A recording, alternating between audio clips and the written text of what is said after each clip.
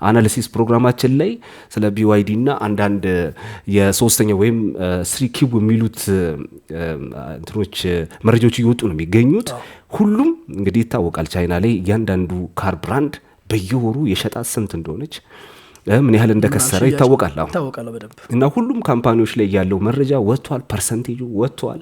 እስኪ ዛሬ ደግሞ ያንን በደንብ ገለጻ እናደርግላችኋለን።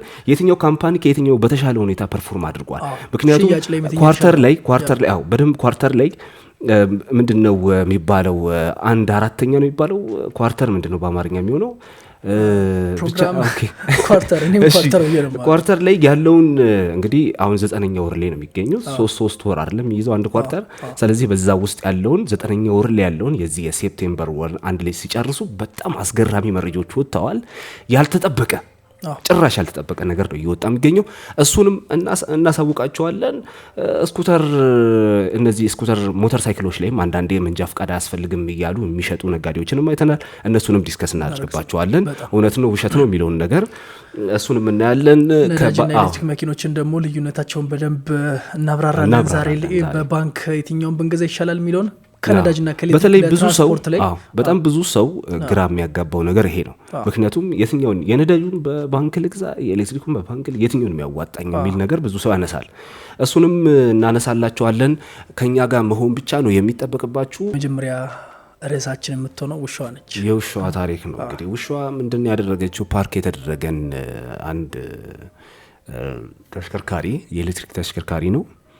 ሙሉ ለሙሉ ፊት ለፊት ያለውን ቦዲ ፓርት ሙሉ ለሙሉ ፋይበር ግላሱ ሙሉ በጨጭቃ ጥሏለች እና ግለሰቡ ቤት ውስጥ ተኝቶ ነበር በሰዓቱና ሌላ ግለሰቡን የሚያውቀው ግለሰብ ደውሎለት ሲነግረው እንግዲህ ውጪ ፎቶውን አይቼዋለሁ በእርግጥ እና ውድም ምን ያደረገችው ማለት ነውና እንደዚህ አይነትም ነገር አለ እንዴ ማለት ይሄንን ለመከላከል አሁን ሰው ምንድነው የሚያደርገው?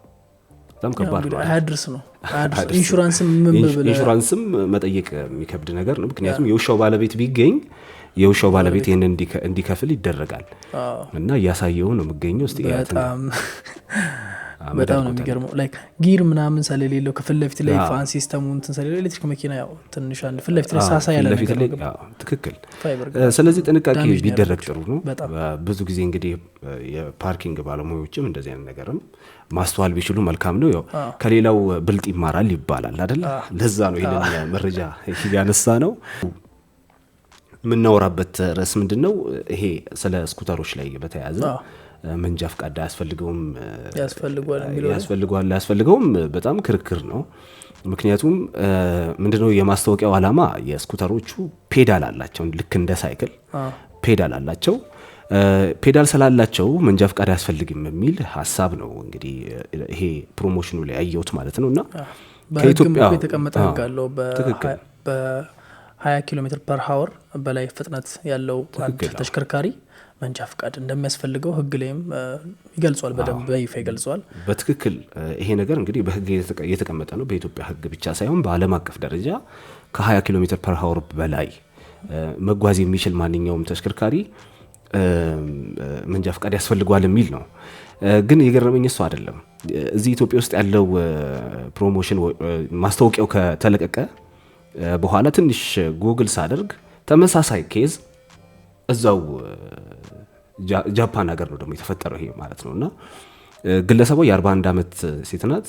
ምናልባትም እስካሁን እስከ 240,000 የሚያክሉ እንደዚህ አይነት ተሽከርካሪዎችን በእንደዚህ አይነት ፕሮሞሽን ሸጣለች ተብላ እስር ቤት ገብታለች። በትናንትና ማለት ነውና ቀኑ ተመሳሳይ ነው። እዚህም የተለቀቀው በተመሳሳይ ቀን ነው፣ እዛም ተመሳሳይ ቀን ነውና ገጥሞብኛል። ዞሮ ግን ካለማወቅም ሊሆን ይችላል እንደዚህ አይነት ኬዞች ማለት ነው። ስለዚህ እርማት ቢደረግባቸው ሞር ደግሞ በጣም የተሻለ ነው ማለት ነው። ምክንያቱም ከ20 ኪሎ ሜትር ፐር ሃወር በላይ የሚጓዝ ማንኛውም ተሽከርካሪ መንጃ ፈቃድ ያስፈልገዋል። ይሄንን ፔዳል ስላለው መሰለኝ እንደ ሳይክል ስለሚሆን ፔዳል ስላለው ያው ፍጥነቱ በፔዳል ብቻ ነው ባይዘው ተሽከርካሪው ከ20 ኪሎ ሜትር በላይ መሄድ ይችላል በፔዳል ብቻ። በጣም ፈጣን ነውና በኤሌክትሪክም እንደዛው መጓዝ ስለሚችል ይሄን ነገር 2-3 እንድታስቡበት ነው። እንግዲህ ከመግዛታችሁ በፊት እንግዲህ ገዝተው ሰው ተሸውዶ ቤቱ ከሚያቆመው ይሄንን የሰማ ግለሰብ ለጥንቃቄ ሆኗል በሚል ነው አይደል? ትክክል። እነዚህን መረጃዎቻችንን እየሰጣናቸው ቀጣይ ላይ ደግሞ አንዳንድ ያሰብንላቸው ቅድምም የተናገርናቸው ነገሮች አሉ። ኢንሳይቶች እየወጡ ነው የሚገኙት። በተለይም ኤሌክትሪክ መኪኖች ላይ የነ ኒዮ፣ ኤክስፒንግ፣ ሻኦሚ፣ ቢዋይዲ ሁሉም ኢንሳይታቸው ወጥቷል። በተለይ የሶስት ወር እንትናቸው እንትን ያደርጋሉ ወጥቷል እና እሱን ዛሬ ወደ መጨረሻ አካባቢ ላይ እንመለከታለን። ቅድሚያ ግን የምናየው ርዕስ ይኖረናል እና ያኛው ርዕሳችን ምንድነው? የኤሌክትሪክ መኪኖች እንዴት አየናቸው? እስቲ አሁን ቢያንስ 2018 ላይ ገብተናል እና ካለፉት ልምዶቻችን የኤሌክትሪክ መኪኖች የፈጠሩት መልካም ተጽዕኖ ምንድነው? ከጋስ ፓወርድ ከሆኑት መኪኖች ጋር ሲነጻጸር የኤሌክትሪክ መኪኖች ምንድነው? ድክመትም ይኖራል፣ ጥንካሬም እንደዛው ይኖራል። እኛ ሞር ደግሞ የኤሌክትሪክ መኪኖች ላይ ስለሆነ የምንሰራው ማለት ነውና የኤሌክትሪክ መኪኖች ላይ ጥሩ ነገሮች አይተናል። የኢትዮጵያ መንግስትም ቢሆን እንግዲህ የሄደበት መንገድ አለ አይደለ? የራሱ የሆነ የሄደበት መንገድ አለ። አሁንም ድረስ ደግሞ በዛ በአቋሙ እንዲጸና ያደረገው መልካም ጎኑ ሊሆን ይችላል የሚል ሀሳቦች አሉና በጣም እየተስፋፋ ነው። እንዴት አየኸው ግን? ኤሌክትሪክ መኪና እንግዲህ ኢትዮጵያ ውስጥ እንደምታየው በጣም በብዛት እየገባ ነው የሚገኘው። ሰው ከ5 ዓመት በኋላም ደግሞ ቁጥሩን ወደ 1 ሚሊዮን ለማሳደግ መንግስትም እየሰራ ይገኛል። ትክክል። ሰው እነዚህ ነገሮች ላይ በደንብ ፎከስ አድርገን ስናየው እነዚህ መኪኖች ብዙ ጉዳቶች አለው፣ ስፔር ፓርት ከሌለው ምናምን ብዙ የምንጠይቃቸው ጥያቄዎች አሉ። ከሱ ባሻገር ነገር ግን መኪኖቹ ከመጡ በኋላ ምን አይነት አዳዲስ ነገር ይዘው ልትመጡ፣ ትራንስፖርቴሽን ላይ ምን አይነት አሪፍ የሆነ ዲስካውንት ይዘውልን መጡ የሚለውን ነገር ኃይል ላይ ኢነርጂ ላይ ከዶላርም አንጻር ወጪዎቻችን ቀንሰዋል። እንደ ሀገር ወጪዎቻችን ኤሌክትሪክ መኪኖች ብቻ በመግባታቸው ወጪዎቻችን ቀንሰዋል። እነዚህ መኪኖች ከዚህ በኋላ ሲገቡ ደግሞ ሞር ዶላርም እየቀነሰልን ነው የመጣው። ገባ የምናወጣው ወጪ እኛ ከምንልከው በላይ ነበር። ከዚህ በፊት በጋዝ የምናወጣው ቢሊየንስ የሆነ ወጪያችን በጣም ይቀንሳል። ኤሌክትሪክ መኪኖች ከዚህ በኋላ ደግሞ አሁን ለምሳሌ ባስ ካየክ በአንበሳ ባስ በነዳጁ በትልቁ ስትሄድ 25 ብር የምከፍለውን በአረንጓዴው ደግሞ አዲስ በመጣው በላይነክ እንደሚያመርታቸው ባሶች አሁን ላይ በ5 ብር እና በ10 ብር ከመገናኛ እስከ ሀያት ድረስ ትሄዳለ።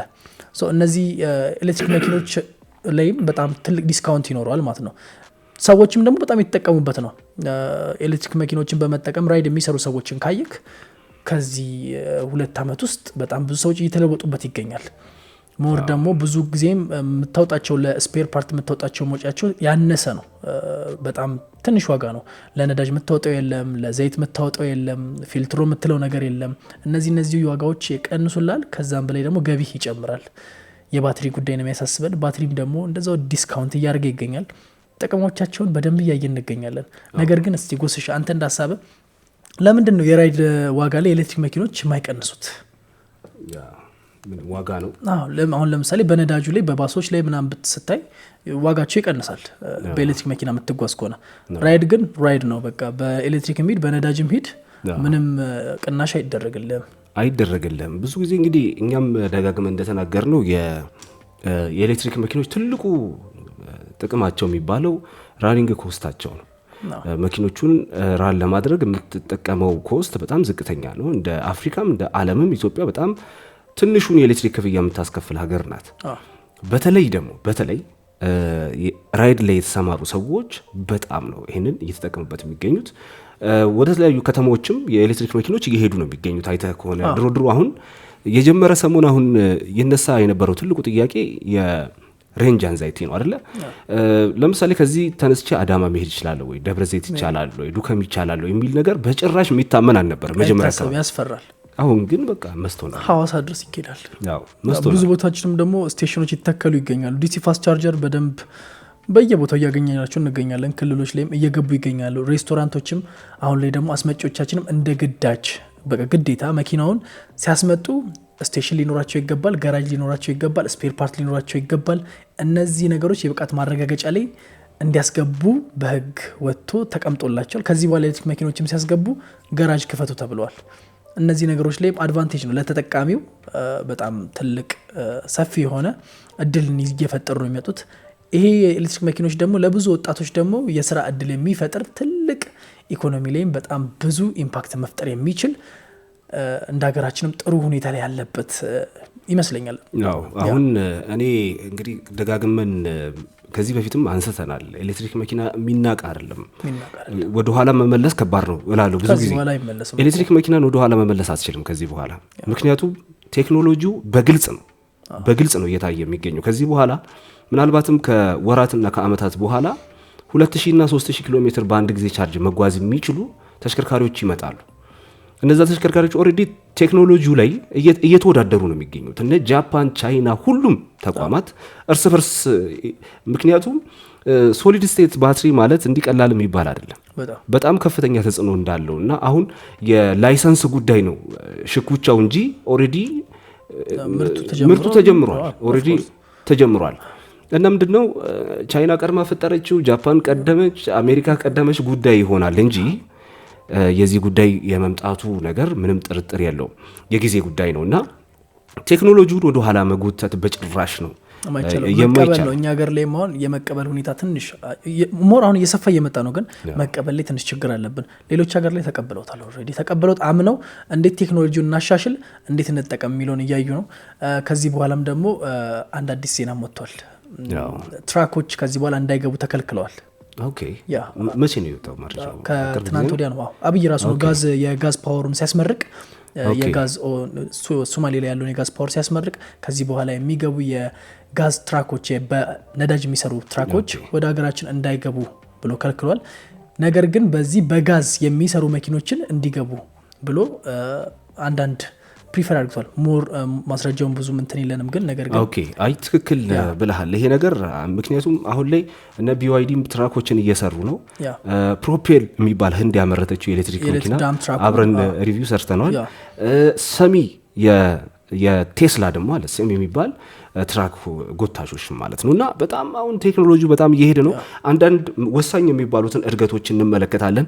እኛ ደግሞ እንደዚህ እንደ ፕሮግራም የምንታወቅበት ትልቁ ነገር ብትንትን አድርገን የምናሳያቸው እያንዳንዱን ብራንድ የትኛውን ብራንድ ለይተው መግዛት እንደሚችሉ ብትንትን ነው። ከዚህ በፊትም ይታወቃል። ምክንያቱም ይሄን ነገር ኤሌክትሪክ መኪና ላይ እንደ ልማድ አልተወሰደም። ከዚህ በፊት በእንደዚህ አይነት ስልት የመጣ የትኛውን ፕሮግራም የለም።